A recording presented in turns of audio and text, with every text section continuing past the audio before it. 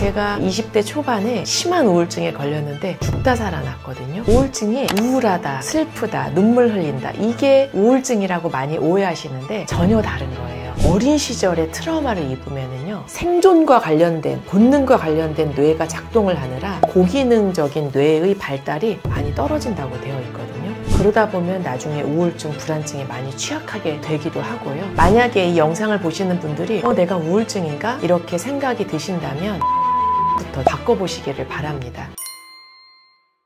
원장님 혹은 주변 지인분들 중에 우울증을 겪었던 그런 경험이 있으신가요? 제가 20대 초반에 계획했던 일들이 뜻대로 풀리지 않고 다 물거품이 되고, 그리고 제 진로가 불투명하고, 그러면서 동시에 대인관계에도 문제가 생기면서 여러 가지로 스트레스를 심하게 받다가 우울감에 빠져들었고, 그때는 정말 눈물만 나고 일상생활을 겨우겨우 유지하고 잠도 잘 못 자고, 그리고 계속 자책하게 되고, 그러던 어느 날 결국에 극단적인 생각까지 하고 아주 위험한 상황까지 갔었던 그런 적이 있어요. 그래서 제가 아주 심각한 우울증을 직접 경험을 했었습니다. 요즘 우울증에 대한 관심도가 굉장히 높아진 것 같거든요. 혹시 그 이유가 뭘까요? 일단은 우울증이라는 정신과 질병들이라는 게 후진국에는 없어요. 후진국에서는 먹고 사는 문제, 즉 사느냐 죽느냐의 문제가 시급하기 때문에, 예를 들어 배가 좀 아프다, 머리가 좀 아프다 해서 절대 병원 가지 않거든요. 또는 건강검진을 받는다든지 이런 거는 상상조차 못하는 거죠. 우리가 정신적인 것을 고민하고 걱정하고 한다는 거는 먹고 사는 문제는 해결이 된 그런 상황에서 사회적 문제라든가 정신적 문제라든가 이런 거를 관심 가질 수 있는 여유가 생기는 거거든요. 특히 우리나라가 선진국 대열에 접어들면서 우울증이 많고 그렇거든요. 그게 여러 가지 이유가 있겠지만 그 중에 하나가 과도한 경쟁, 땅덩어리는 좁고 인구는 많고, 이런 상황에서 양질의 일자리는 적고, 이렇기 때문에 계속 긴장해야 되고 더 노력해야 되고 최선을 다해야 되고 계속 달려야 되고 지속적인 스트레스로 작용하다 보니 우울증의 유병률도 높아지는 거 아닌가, 그런 생각이 또 듭니다. 그 과정 중에서도 사실 우울증이 생기는 사람이 있고 안 생기는 사람, 이렇게 나눠지게 되잖아요. 그래서 저희가 그 부분에 대해서 이제 알아볼 건데, 그 전에 우울증이 뭔지 알고 넘어가면 좋을 것 같아요. 그래서 우울증이란 무엇인지 설명해 주실 수 있나요? 우울증이 영어로 Depressive Disorder예요. Disorder라는 거는 질병이란 뜻이거든요. 즉 보통 많이 오해하시는 게 우울하다, 슬프다, 눈물 흘린다, 이게 우울증이라고 많이 오해하시는데 전혀 다른 거예요. 우울감은 누구나 느낄 수 있거든요. 그런데 우울증이라는 질병에 걸린 것은 우울한 감정과 전혀 다른 거예요. 우울증이라는 질병에 걸렸다는 것은 9가지 중에 5가지 이상의 증세가 동시에 나타나는 것을 말하거든요. 여러분들도 한번 이 중에 몇 가지에 해당되는지 속으로 한번 카운트 해보세요. 첫 번째, 기분이 상당히 울적하다. 두 번째, 의욕이 상당히 떨어졌다. 세 번째, 기운이 몹시 없다. 네 번째, 잠을 잘 못 자거나 너무 많이 잔다. 다섯 번째, 입맛이 뚝 떨어졌거나 너무 많이 먹는다. 여섯 번째, 불안초조하다. 일곱 번째, 부정적 생각이 자꾸 든다. 예를 들어 자책한다든지 후회한다든지. 여덟 번째, 집중력이나 능률이나 기억력 같은 게 많이 떨어졌다. 마지막으로 아홉 번째, 죽고 싶은 생각이 든다. 이 중에 5가지 이상이 해당되면 명백한 우울증에 걸린 것일 수 있다라고 말씀드릴 수 있겠습니다. 그러면 이런 우울증이 생기는 이유가 뭘까요? 벤 다이어그램 아시죠? 3개의 원인이 모두 겹쳐졌을 때 우울 질병에 걸린다라고 하는데요. 가장 중요한 첫 번째 요인이 바로 생물학적인 요인입니다. 즉 쉬운 말로 말하면 체질이에요. 무슨 말이냐면 우리 뇌에 신경 전달 물질이라는 게 있거든요. 대표적인 게 도파민, 세로토닌 같은 것들인데 그게 남들에 비해서 약한 거예요. 이거는 체질을 타고나는 겁니다. 즉 외가 쪽, 친가 쪽 모든 피 섞인 형제자매 친척들 다 통틀면요, 이런 우울증의 가족력이 꽤 많이 발견되는 경우가 많습니다. 즉 우리가 엄마 얼굴 닮고 아빠의 체형 닮고 외모 닮고 또 IQ 닮고 하는 것처럼 이런 도파민, 세로토닌 같은 체질도 닮는 것입니다. 두 번째 요인은 심리적인 요인인데요. 예를 들어서 어릴 때 상당한 학대를 당했다든지 방임을 당했다든지 하면 심리 구조가 망가질 수가 있어요. 예를 들어서 내 자신에 대한 자존감이 엄청 떨어진다든지, 또는 남에 대한 부정적인 인식이 생긴다든지, 또 그리고 이 세계를 바라보는 인식이 매우 부정적이고 의심이 많아진다든지 이런 성격적 특성이 두 번째 요인을 차지하게 되고요. 마지막으로 세 번째 요인은 사회적 요인, 다른 말로 말하면 외부 스트레스 같은 겁니다. 즉 예를 들면 우울증의 가족력이 있는 사람이 어릴 때부터 부정적인 성격을 갖고 있던 중에 어느 날 큰 스트레스, 예를 들어 입시에서 실패했다, 암 진단을 받았다, 이런 큰 스트레스를 받은 다음에 이 세 가지 요인이 합쳐졌을 때 우울증에 걸리게 됩니다. 그러면 우울증이 좀 더 잘 오는 유형도 있는 것 같은데 그런 유형에 대해서도 알려주실 수 있나요?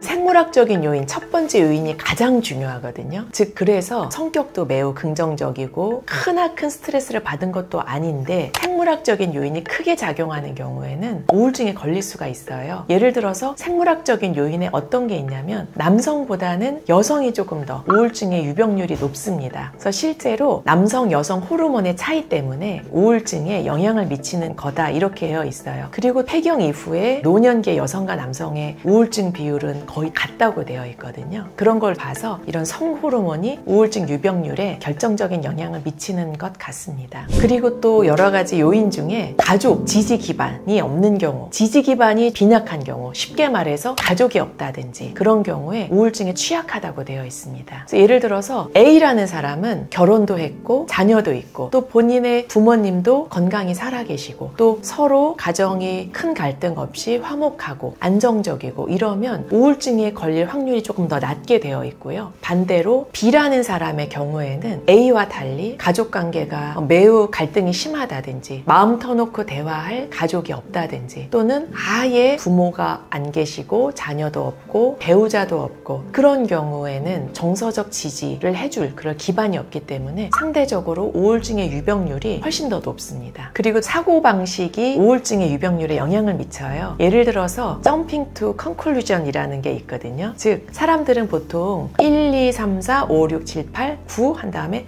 그러면 10이다. 이게 일반적이고 건강한 사람들의 사고방식이라면 우울증에 걸리기 쉬운 사고방식은 1, 2, 3 한 다음에 100 이렇게 결론을 내리거든요. 즉 갑자기 결론으로 점핑하는 거예요. 이런 과도한 일반화, 사고방식이 있는 경우에는 우울증에 걸리기가 쉽죠. 예를 들어서 우리가 취업을 준비한다고 했을 때 A 회사, B 회사, C 회사 다 떨어졌다고 해볼게요. 그러면 어떤 분들은 3개 다 떨어졌네. 요즘 취업이 힘들다고 하더니 정말 그렇구나. 취업이 될 때까지 계속 한번 해봐야지. 이런 분들도 있고요. 어떤 분들은 나는 모두 떨어졌기 때문에 나는 앞으로 평생 회사에 들어갈 수 없을 거야. 나는 평생 이렇게 백수로 살다가 굶어 죽을 거야. 이런 생각으로 점핑을 합니다. 즉 이런 사고방식을 가진 분들이 보통 우울증에 취약합니다. 또 어릴 때 트라우마를 크게 입은 사람들이 우울증에 취약하다고 되어 있어요. 예를 들어 신체적 학대, 정서적 학대, 성학대, 그리고 방임. 이런 심각한 학대나 방임을 당한 경우에 당연히 우울증에 취약해지고요. 이 정도까지 심각하지 않더라도 작은 거라도 여러 번 지속되거나 매우 오랜 기간 지속되면 이것도 큰 학대만큼 아주 안 좋은 영향을 미친다고 되어 있거든요. 그래서 어릴 때 너무 자주 맞았다든지 어릴 때 너무 안 좋은 말을 막 들으면서 살았다든지 자존감 떨어지는 말을 계속 들었다든지 또 어린 시절 크게 죽을 뻔했다든지 뭐 이런 식의 어린 시절에 트라우마를 입으면은요 뇌가 변한다고 해요. 아주 어린 영유아 시절에는 트라우마를 입으면 생존과 관련된 본능과 관련된 뇌가 작동을 하느라 고기능적인 뇌의 발달이 많이 떨어진다고 되어 있거든요. 그러다 보면 나중에 우울증, 불안증에 많이 취약하게 되기도 하고요. 그 다음에 초등학교 이후의 나이라고 하더라도 지속적인 트라우마를 입으면 심리나 생각, 사고방식이나 성격이 변화할 수 있기 때문에 이런 게 나중에 우울증에 취약할 수 있는 요인으로 작용할 수가 있습니다. 그리고 또 종교가 있는 경우에 우울증의 유병률이 더 적다고 돼 있어요. 조금 더 정확하게는 영성이라고 하거든요. 즉 초월적인 것에 대한 믿음이라든지 신념이라든지 이런 게 있는 분들은 그런 게 전혀 없는 분들에 비해서 우울증의 유병률이 낮다고 되어 있습니다. 그러면 우울증이 의심될 경우 대처할 수 있는 방법에 대해서도 알려주실 수 있나요? 만약에 이 영상을 보시는 분들이 내가 우울증인가? 이렇게 생각이 드신다면 일단 생활 습관부터 바꿔보시기를 바랍니다. 예를 들어서 규칙적으로 자고 일어나고 밥 먹고 하는 거 너무 중요하고요. 그 다음에 규칙적으로 운동하시는 거. 운동을 하면 우울증 치료 효과나 예방 효과가 꽤 좋다고 알려져 있거든요. 그래서 운동 규칙적으로 하시는 거. 그 다음이 술 안 먹는 거예요. 술이 우울증 유발하는 물질이거든요. 그래서 술은 안 먹는 게 좋습니다. 그리고 가까운 지인, 가까운 친구 또는 믿을 만한 친구들과 허심탄회하게 대화하고 환기를 시킬 수 있는 그런 시간을 많이 가져보시기를 바랍니다. 만약에 여러분들의 주변에서 우울증이 의심되는 분들이 계시다면 일단은 이야기를 해보시면 좋아요. 그런데 우울증이 너무 심하면 대화조차 힘들어요. 그래서 그런 경우에는 옆에 있어만 준다든지 그리고 맛있는 걸 사준다든지 또 같이 산책을 나가준다든지 그렇게 조심스럽게 접근하고 이야기해보시는 게 좋고요. 여기에서 절대 조심해야 될 것은 격려한답시고 긍정적으로 생각해라. 의욕을 가져라. 나가서 운동 좀 해라. 그렇게 네가 게으르게 집안에만 있으니까 더 처지는 거다. 이런 식의 비판적인 말은 하나도 도움이 되지 않고 도리어 심한 우울증을 유발할 수도 있어요. 그래서 섣부른 조언 대신 상대방이 이야기하는 것을 공감해주고 잘 들어주고 잘 듣는다는 것은 해답을 얻으려고 또 조언을 해주려고 문제를 해결해 주려고 듣고 말하고 이런 게 아니고 상대방이 어떤 상황에서 어떤 감정을 느꼈겠구나 거기에 초점을 맞춰서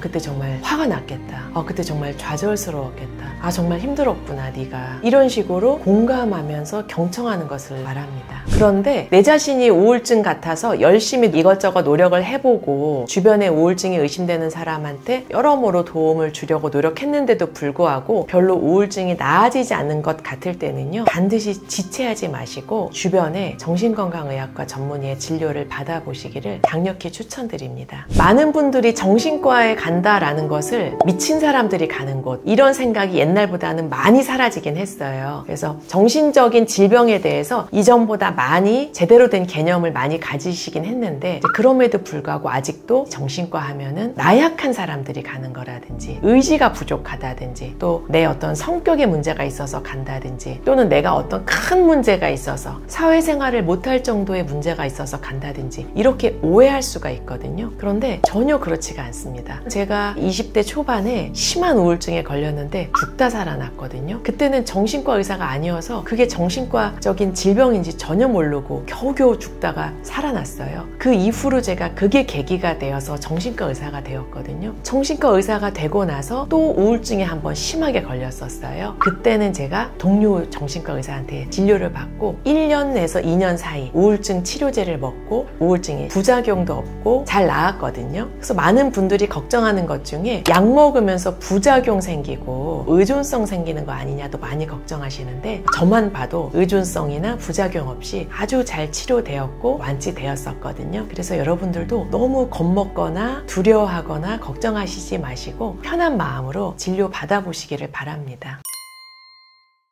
오늘은 우울증이 생기는 이유에 대해서 알아봤는데요. 우울증이 생기는 원인은 생물학적인 요인, 심리적인 요인, 사회적 요인 이렇게 세 가지 요인이 겹쳤을 때 발생을 하게 됩니다. 예를 들어서 여성인 경우, 그 다음에 노년기 이후에 남성도 마찬가지로 많이 걸리고요. 그 다음에 우울증에 가족력이 있는 경우 우울증에 많이 걸릴 수가 있고요. 그 다음에 사고방식이 과도한 일반화를 한다든지 이렇게 좀 성급하다든지 완벽주의적 성향이 있다든지 이러면 또 취약할 수가 있고요. 또 어린 시절에 큰 트라우마를 받았다든지 그런 경우에도 우울증이 좀 더 잘 생길 수가 있습니다. 그래서 만약에 여러분들이 우울증이 좀 의심된다 라고 하시면 생활 습관을 건강하게 좀 바꿔보는 노력을 해보시고요. 또 주변에 우울증이 의심되는 분들이 계시다면 괜히 섣부른 조언을 하지 마시고 잘 경청해 주시고 함께 있어 주시고 그런데도 잘 되지 않는다면 가까운 정신건강의학과 진료를 보시기를 추천드립니다. 오늘 영상이 도움이 되셨다면 구독과 좋아요 부탁드리고요. 주변에 우울증이 의심되거나 또는 우울증에 관심이 많으신 분들에게 이 영상을 공유해 주시면 감사하겠습니다.